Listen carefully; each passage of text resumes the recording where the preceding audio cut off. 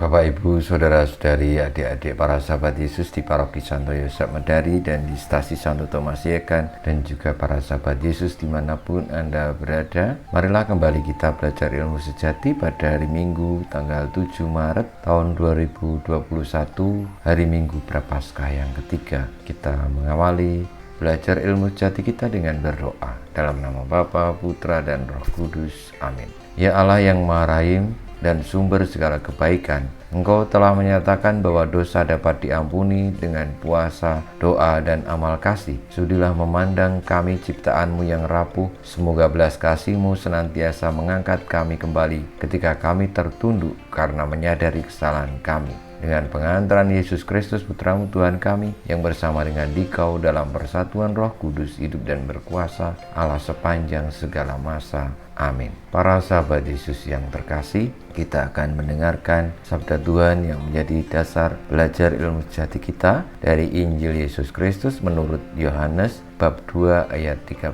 sampai dengan 25. Ketika hari raya Paskah orang Yahudi sudah dekat, Yesus berangkat ke Yerusalem. Dalam bait suci didapatinya pedagang-pedagang lembu, kambing domba, dan merpati, dan penukar-penukar uang duduk di situ.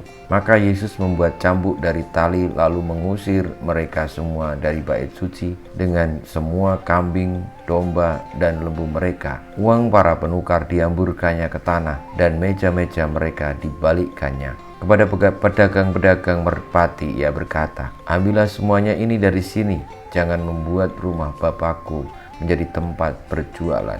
Maka teringatlah murid-murid Yesus bahwa ada tertulis, "Cinta untuk rumahmu menghanguskan aku." Tetapi orang-orang Yahudi menantang Yesus, katanya, "Tanda apakah dapat engkau tunjukkan kepada kami bahwa engkau berhak bertindak demikian?" Jawab Yesus kepada mereka, "Rombaklah bait Allah ini, dan dalam 3 hari aku akan mendirikannya kembali." Lalu kata orang Yahudi kepadanya, 46 tahun orang mendirikan bait Allah ini, dan engkau dapat membangunnya dalam 3 hari.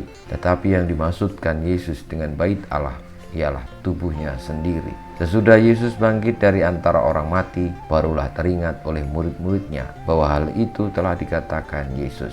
Maka percayalah mereka akan kitab suci dan akan perkataan yang telah diucapkan Yesus. Sementara Yesus tinggal di Yerusalem selama hari raya Paskah, banyak orang percaya dalam namanya karena mereka telah melihat tanda-tanda yang diadakannya. Tetapi Yesus sendiri tidak mempercayakan dirinya kepada mereka, karena Yesus mengenal mereka semua dan tidak perlu seorang pun memberi kesaksian kepadanya tentang manusia, sebab ia tahu apa yang ada di dalam hati manusia. Demikianlah Injil Tuhan kita. Terpujilah Kristus.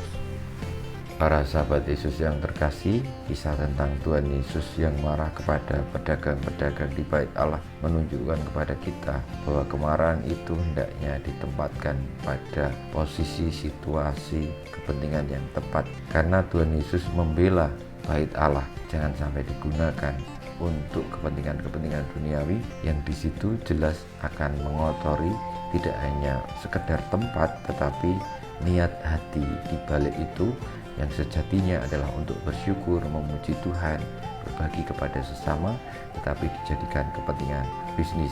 Dan Tuhan Yesus mengatakan bahwa bait Allah jangan dijadikan tempat berjualan. Kita juga diajak untuk pada masa Prapaskah ini memahami sejauh mana kita memandang diri kita sebagai bait Allah. Sungguhkah kita sudah menyediakan, mengkhususkan, dan juga dalam menghormati Allah dengan sepenuh hati, atau justru menjadikan bait Allah kita tempat berjualan, artinya bertransaksi dan memikirkan kepentingan duniawi saja. Semoga kita semua boleh untuk semakin bijaksana, semakin memahami bahwa hidup kita tidak hanya memiliki dimensi jasmani, kepentingan bisnis saja, tetapi juga dimensi ilahi. Bagaimana kita semakin dituntun untuk memiliki hati seperti hati Allah sendiri, demi keselamatan baik di bumi maupun di surga.